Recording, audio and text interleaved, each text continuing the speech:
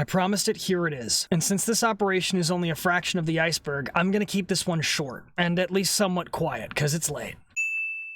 Today we're going to be talking about Operation Paperclip, which is actually a nickname born from the amount of tears shed by the administration units responsible for putting together the paperwork on 1,600 plus Germans because America decided to go full RoboCop on another country. Better alive, you're coming with me.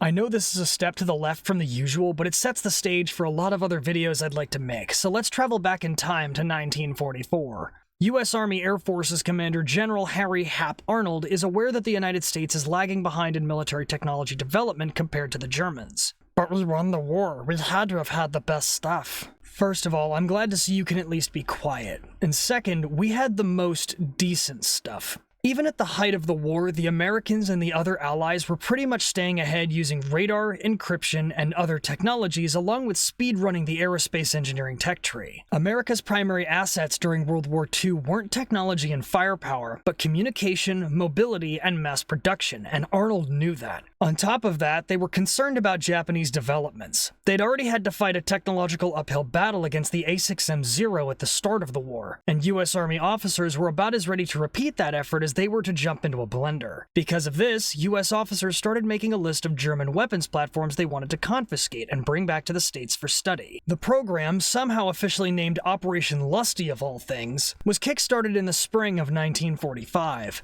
Top US generals like Hap Arnold and Karl Tui Spatz ordered available units to push forward behind Allied lines as they advanced to comb the German research facilities and bases for information, and they made progress. So much so that several months into the mission, all participants realized they needed more than just the tech to quickly reproduce the innovations they'd captured. You gotta be quicker than that. To address this need, Major General Hugh Nair and Brigadier General George MacDonald drew up a plan for short-term teleportation, or quickly and temporarily relocating German scientists to US-controlled facilities, and placed Colonel Donald Putt in charge of things on German soil. But as Putt analyzed the German advancements, he quickly realized that temporarily wasn't going to be long enough. By this time, the Germans had made major advancements in jet propulsion, supersonics, rocketry, and way more, to the point that Putt realized the US was anywhere between 2 and 15 years behind in certain places. Alright, stop. 15 years is a bit more than temporary. Actually, it's a lot more than temporary. 15 years after the end of World War II, the US was getting ready to put boots on the ground in Vietnam. In 15 years, the US went from fielding its first operational jet fighter, the P-80 Shooting Star, to introducing the F-4 Phantom.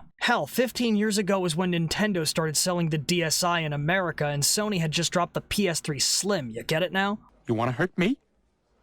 Go right ahead if it makes you feel any better. Catching up was clearly going to take some time, so Major General Nair made the case to General Spatz that they should give the German scientists more permanent living conditions. And while he understood that bringing top German scientists into the fold was going to be as hotly debated as some presidential elections, he knew it was important that they have this tech, and therefore the people responsible for making it in US custody, stating, quote, "Pride and face saving have no place in national insurance," end quote. Straight up just asking the question of would you rather feel great about it or not die. Alright, thank you for clearing that up. That was very concise. So they know they need people, but they gotta find who. Luckily for the Americans, the Germans actually took care of that for them. Due to major losses in places like the Battle of the Bulge, Germany had made a list of top scientists they'd recalled to the home front to work in secure facilities on the Vergeltungswaffe, or revenge weapons, in a desperate attempt to rely on technological advancements to terrify the Allies and buy time to rebuild. This list of people was called the Osenberg List, and in March of 1945, around the same time Operation Lusty started, a copy of it was found by a Polish lab technician stuffed in a toilet. Never thought I'd be so glad to see that someone didn't flush. Oh, that's nasty. This list was transmitted to British intelligence at MI6, after which Major Robert Staver of the US Army's Ordnance Corps compiled his own Christmas list. With targets and a plan, the operation to kidnap German scientists was good to go, and on August 7th, Project Overcast, later nicknamed Operation Paperclip for the volume of contracts required, was secretly approved by President Truman, on one condition. You gotta remember we're dealing with members of the National Socialist German Workers' Party. I would say the normal name, but YouTube isn't a fan, so we're just gonna call it the Numbnut Party. Truman knew that if people found out the numbnuts were injected into US society, there'd be blood in the water, so he expressly forbade that any member of the party be allowed passage into US programs, which was a terribly short-sighted idea because we're also dealing with a totalitarian regime here. Dictatorships have to be in control of everything, so they're not going to let you work on all the fun stuff if you don't swear loyalty to them. By barring members of the numbnut party, he was barring the recruitment of every scientist that would make the project matter in the first place, and everybody who wasn't a politician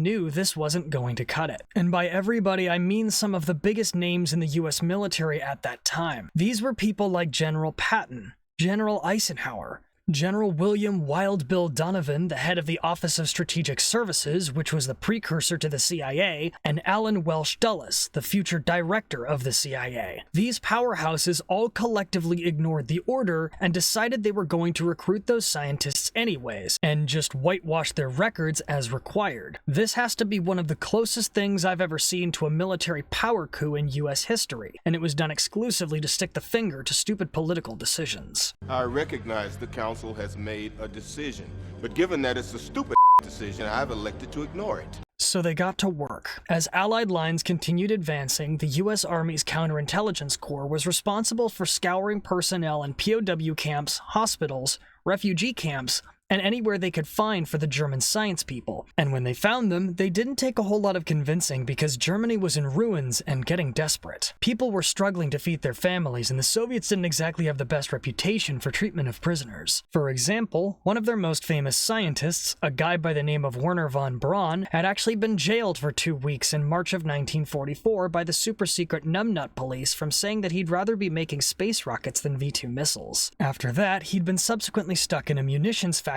and forced labor for several months, so needless to say, he wasn't exactly a fan of his own team anymore. Then he found out the Soviets were advancing on his launch sites, so he packed up his science team and made a mad dash west to surrender to American forces, much like many of his counterparts. The first group of scientists, von Braun included, were vetted by the OSS, sailed to America, and were moved around quite a bit before landing in Huntsville, Alabama, which became a heart of the US aerospace industry. Many other scientists were brought to Wright Field, where the technology and most of the documentation the US had captured in Operation Lusty was stored. 125 scientists were brought to Huntsville, and by 1953, the US had brought in a total of 544 scientists, 516 of which would become US citizens along with over 1,000 of their family members. However, it didn't take nearly that long for problems to occur, because as expected, they took exception to that. Across 1946 and 47, there was a lot of opposition over the addition of German scientists to the American ranks, including from the Federation of American Scientists and Albert Einstein, the latter of whom wrote directly to President Truman with his stance. Many American scientists were incredibly critical and suspicious of their new German counterparts, and in some cases, not without good reason. The majority of the scientists were members of the Numbnuts Party, even if only as a matter of opportunity.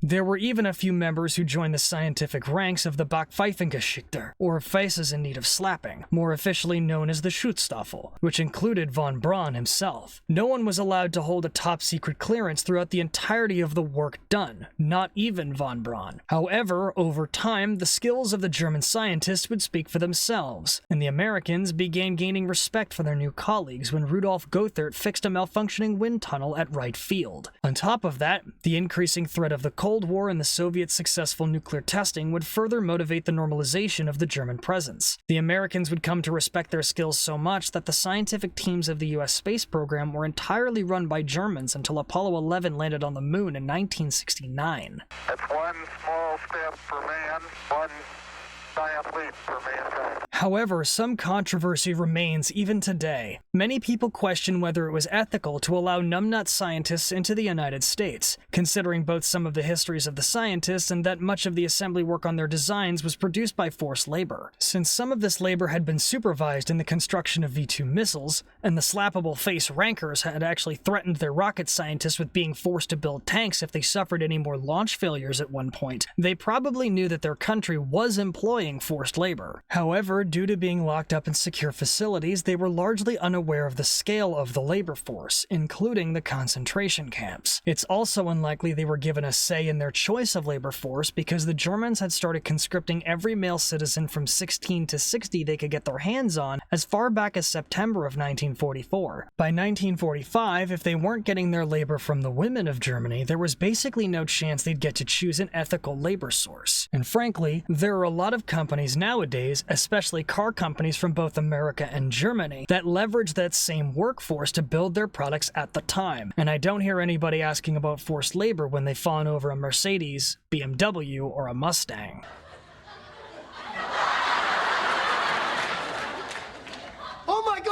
And whether you like it or not, Paperclip's many scientists had a lot of influence on US achievements that cemented the American place in history. If the US hadn't kidnapped Wernher von Braun, we might not have put man on the moon before the Russians. We may never have developed the space shuttles, and it would have taken us decades longer to develop the nuclear ICBMs that have deterred world-ending conflict for decades now. The swept wing that came from the Vulcan Road facility led by Adolf Busemann would help create the B-47 Stratojet, which served as the inspiration for pretty much every commercial airliner you've ever flown on. And to top it all off, Hans J.P. von Ohain, the second inventor of the jet engine and the creator of the engine used in the HE-178, the first jet-powered aircraft, would later mentor a young propulsion engineer down the road. His name is Paul Bevilacqua, the man who invented the Rolls-Royce lift fan used in the vertical short takeoff and landing capable F-35B, used today by the US Marine Corps. So in summation, I know I've said this before, but don't give America a reason to think it's behind. Not only will we steal your stuff to prove a point, we'll take your entire science team to show the world who's boss. I know this video skipped some details, and don't worry, I didn't forget about all the tech we acquired. I'll be covering Operation Lusty for all of that next week, so thank you for watching. If you like what you saw, please consider checking out my other videos. You might like what you find. Until next time, dismissed.